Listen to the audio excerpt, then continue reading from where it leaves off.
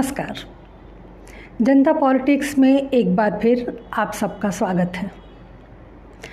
आज हम एक बहुचर्चित विषय पर चर्चा करेंगे और वो विषय है राहुल गांधी के भारत जोड़ो यात्रा की। यह तो आप सबको पता है कि राहुल गांधी 5 महीने लंबी भारत जोड़ो यात्रा पर निकले हुए हैं।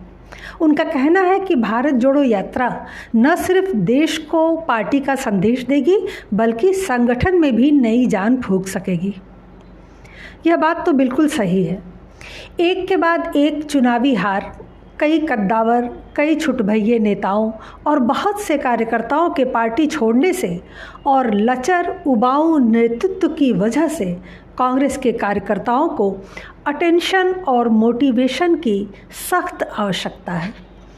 लेकिन क्या यह यात्रा कांग्रेस को फिर से विश्वसनीय और भरोसेमंद बना पाएगी? क्या इस यात्रा को सचमुच भारत जोड़ने के लिए प्लान किया गया है? क्या ज़मीनी स्तर पर काम किए बगैर केवल यात्रा निकालने से और हंगामा करने से सत्ता हासिल की जा सकती है? बहुत से प्रश्न हैं। क्या कांग्रेस का संगठन इतना मजबूत है कि भाजपा को छू भी सके? टक्कर देने की बात तो बहुत दूर है। क्या 5 महीने तक जनता और मीडिया में इस यात्रा का इंटरेस्ट बना रह सकता है? और सबसे बड़ा प्रश्न, क्या राहुल गांधी में किसी परिपक्व नेता की छवि कभी दिखी है या दिख सकती है? तो ऐसे तमाम प्रश्नों का जवाब आज ढूंढेंगे। साथ ही देखेंगे कि इस यात्रा को लेकर कांग्रेस ने क्या क्या ब्लंडर्स किया।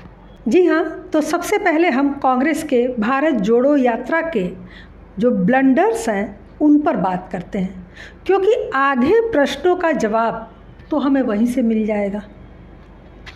तो चलिए, सबसे पहली बात, यात्रा के लिए तैयार किए गए वाहनों की। आप सब ने उसके वीडियो और फोटो ज़रूर देखे होंगे। शिपिंग कंटेनर को आप किसी और रूप में कन्वर्ट नहीं कर सकते, ऐसा नियम है। लेकिन इस यात्रा में 60 कंटेनर अत्याधुनिक सुविधाओं से लैस तैयार किए गए। विशेषकर राहुल गांधी का कंटेनर 5 स्टार होटल की तर्ज पर बनाया गया। इस यात्रा पर कांग्रेस ने लगभग 2000 करोड़ रुपए खर्च किए हैं। अब आप खुद सोचें कि भारत ऐसे जुड़ेगा? गांधी ने ऐसे ही पदयात्रा सिखाई थी कांग्रेस को। सब जगह हंसी के पात्र बन गए। कहा जाता है ना, well begin is half done. इसका मतलब कि शुरुआत अच्छी हो तो समझो आधा काम हो गया। लेकिन यहाँ शुरुआत में ही फजीहत हो गई। मान लीजिए आपने सुख सुविधाओं युक्त कंटेनर तैयार ही करवाए थे, तो उसे फ़ोटो खींचकर वीडियो बनाकर मीडिया को देने और सोशल मीडिया पर डालने की क्या ज़रूरत थी? जब पता चलता तो चलता। लेकिन आखिर राहुल के साथ के लोग कैसे होंगे? उन्हीं के जैसे ना। प्रोपेगेंडा फैलाया और फजीहत करा ली। संभव है ये मामला बाद में कोर्ट कचहरी तक भी जाए, क्योंकि कंटेनर इस्तेमाल करने के कुछ नियम कानून होते हैं। खैर, वो बात की बात है। दूसरा ब्लंडर रहा कपड़ों का।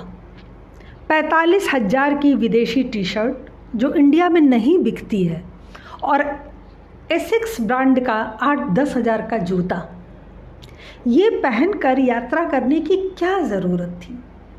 फिर गांधी याद आ जाते हैं। अगर खादी के कुर्ते का प्रचार करते राहुल गांधी तो क्या बुरा था? खासकर तब जब मीडिया आपके साथ लगी है तो आपको और सतर्क रहना था। जब चारों तरफ अच्छी खासी फजीहत करा ली, हंसी उड़वा ली, तो अब खादी के कुर्ते पर उतर आए। कहाँ क्या पहनो और कहाँ क्या बोलो, यह राहुल बाबा की समझ से परे है। चलो, जो हुआ सो हुआ।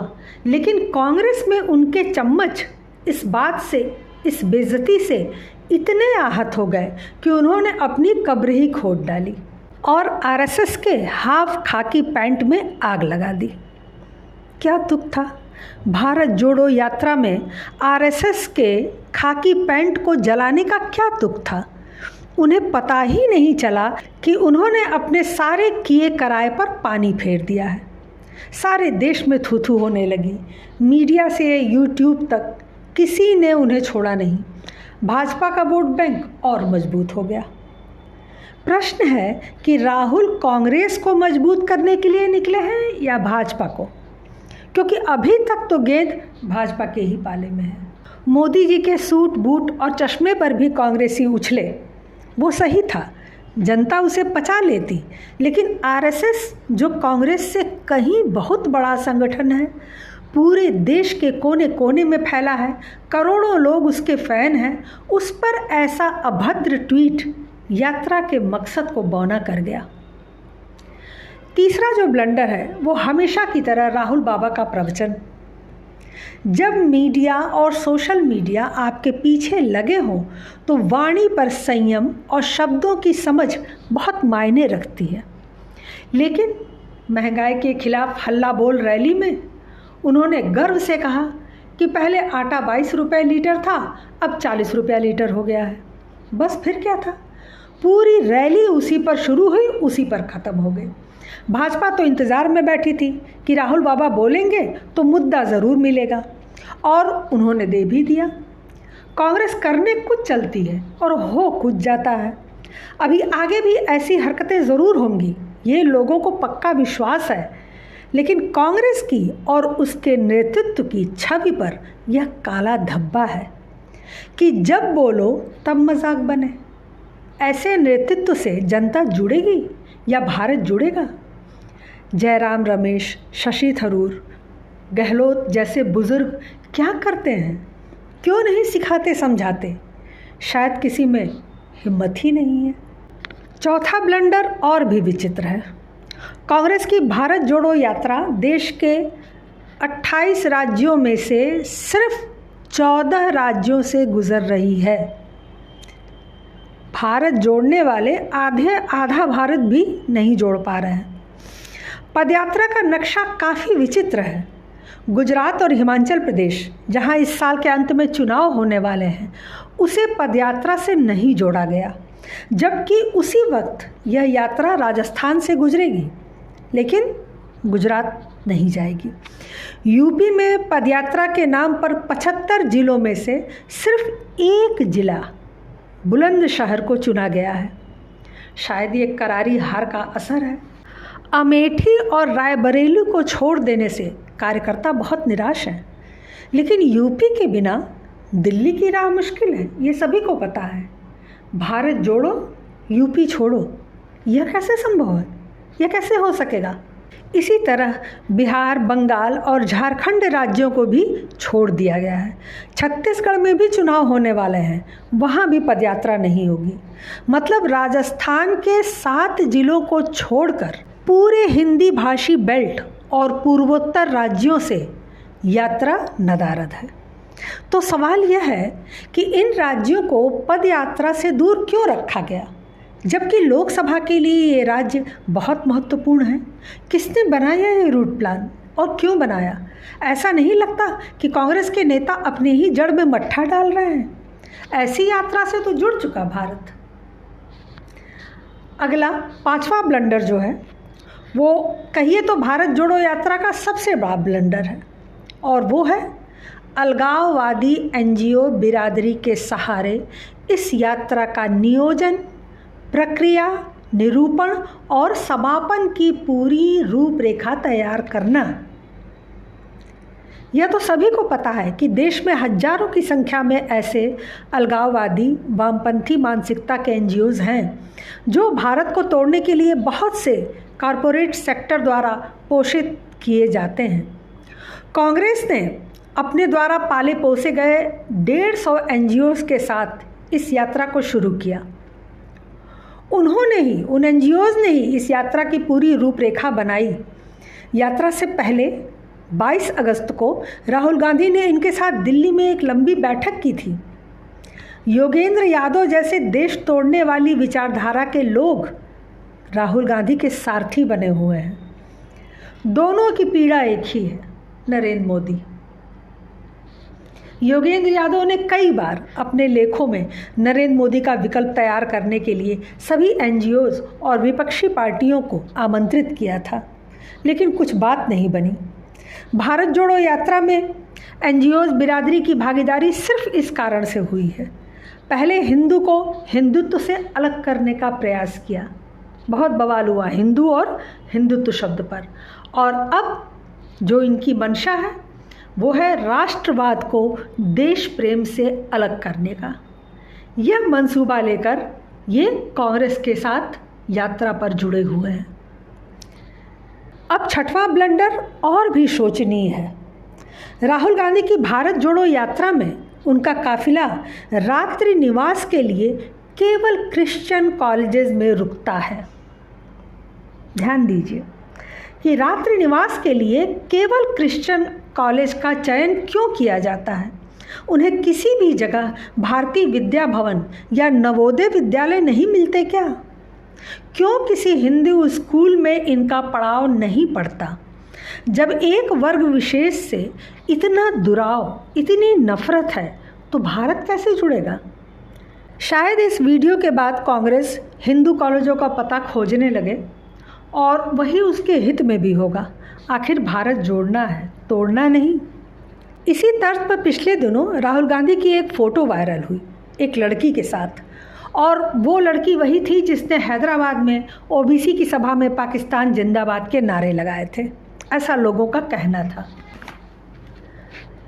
अच्छी भली फजीहत के बाद भी कांग्रेस ने इसका स्पष्टीकरण नहीं दिया उस समय, जबकि वो कोई दूसरी लड़की थी ऐसा जांच से पता चला। लेकिन अगर ये गलत था तो कांग्रेस को उसी समय सामने आकर बताना चाहिए था, क्योंकि भाजपा तो कमियां ढूंढने में लगी ही रहेगी, लेकिन वो ऐसे मौक़ों पर भी अपनी इज्जत नहीं बचा पाते। सातवां जो ब्लंडर है वो ये है कि भारत जोड़ो यात्रा में जगह जगह कानून की धज्जियां उड़ाई गईं। केरल हाईकोर्ट ने इस यात्रा के दौरान नेशनल हाईवे पर लगाए गए पोस्टर और झंडों को लेकर आपत्ति जताई।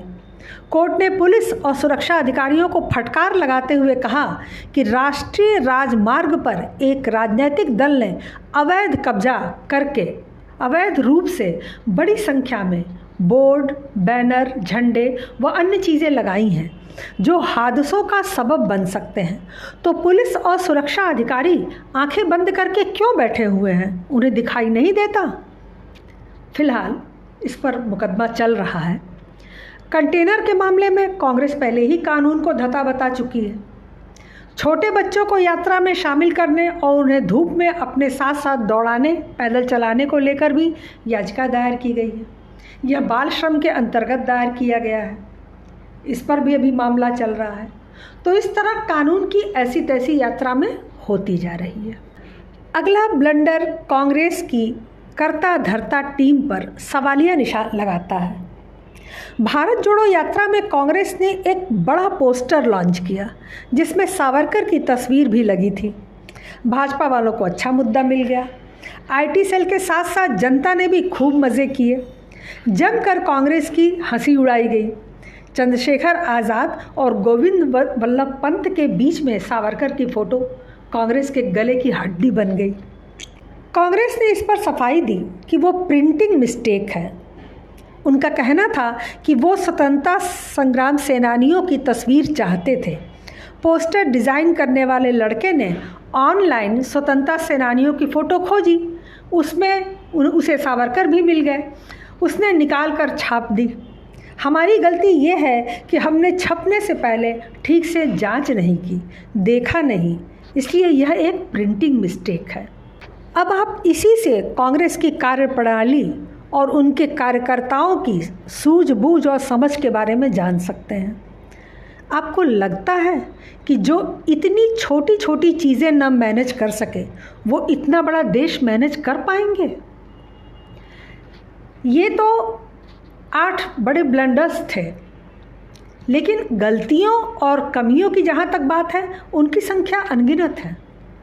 चाहे वह हिंदू फोबिक पादरी जॉर्ज पोन्नैया से राहुल गांधी का मिलना और वार्ता करना हो, जिसने हिंदुओं को धमकी दी और भारत माता के बारे में आपत्तिजनक बातें कहीं। राहुल से भी उसने कहा कि जीसस ही असली भगवान है, वह हिंदू देवी देवताओं की तरह शक्ति नहीं है। राहुल उनसे अनेक बेवकूफ़ाना प्रश्न करते रहे क्रिश्चियनिटी के बारे में। पता नहीं 50 साल में राहुल ने अपनी माँ और अपने ननिहाल से क्यों नहीं जाना कि जीसस कौन है। यह तो एक बच्चा भी जानता है, फिर भी राहुल उनसे इस ढंग की बातें करते रहे। खैर, शायद वो पूरे देश को बताना चाहते थे कि जीसस कौन है। आजकल राहुल का एक नया अवतार दिख रहा है। आप सब ने मार्क किया होगा कि यात्रा के दौरान महिलाओं और लड़कियों को वो गले लगाते चलते हैं, सीने से लगाना, उन पर हाथ फेरना। ठीक है कि वो गांधी से प्रभावित हैं, लेकिन गांधी के साथ सेलेक्टिव 8-10 महिलाएं ही रहती थीं। वो हर किसी के साथ कभी चलते हुए आपको नहीं दिखेंगे। दूसरे, नेहरू से लेकर मोदी तक या ग्राम पंचायत के प्रधान से लेकर विधायक तक पूरे देश में एक नेता बताइए जो लड़कियों और महिलाओं को गले लगाता हो।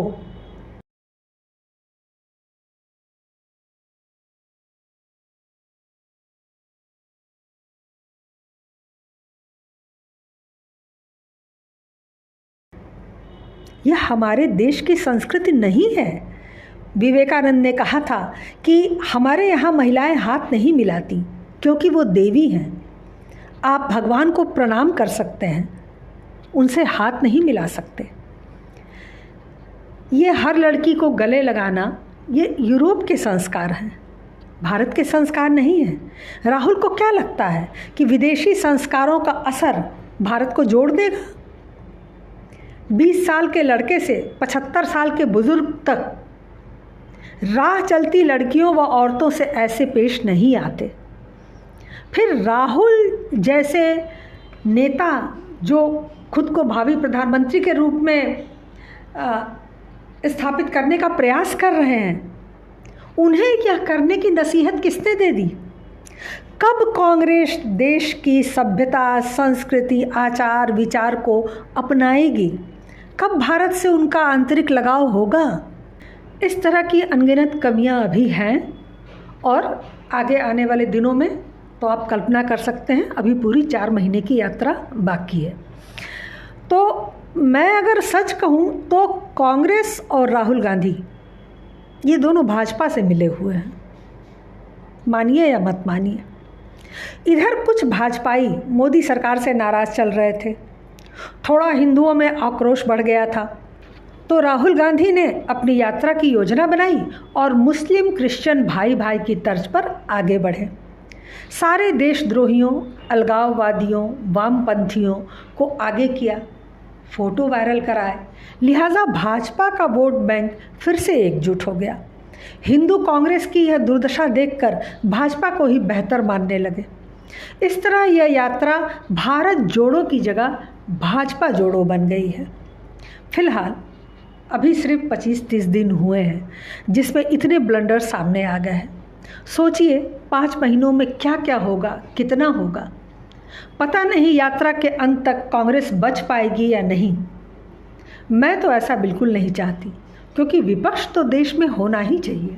भारत को एक मजबूत विपक्ष की ज़रूरत भी है, लेकिन यहाँ तो कांग्रेस की यात्रा में एक भी विपक्ष का नेता दिखाई ही नहीं दिया, बल्कि जहाँ जहाँ विपक्षी नेता हैं वो गढ़ ही राहुल ने छोड़ दिया। बिहार, बंगाल, उत्तर प्रदेश का सफाया कर दिया, तो विपक्ष कैसे मजबूत होगा? यह तो तय है कि कांग्रेस के दम पर नहीं हो सकता।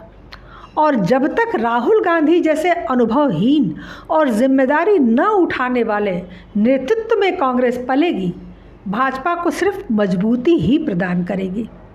लिहाजा कांग्रेस को मंथन करना चाहिए, विचार करना चाहिए। भारत तेरे टुकड़े होंगे इंशाअल्लाह, और पाकिस्तान जिंदाबाद करने वाले अलगाववादी ताकतों से दूर रहना चाहिए, जो कि कांग्रेस कर नहीं सकती है। उन्हें चापलूसों से दूरी बनाकर योग्य लोगों को आगे लाना चाहिए, वरना भविष्य अंधकारमय होगा। आज के लिए बस इतना ही। हमारे चैनल को सब्सक्राइब करें, लाइक करें और सभी प्लेटफॉर्म पर शेयर करें। अपने विचार हमें कमेंट बॉक्स में ज़रूर बताया करें। धन्यवाद। नमस्कार।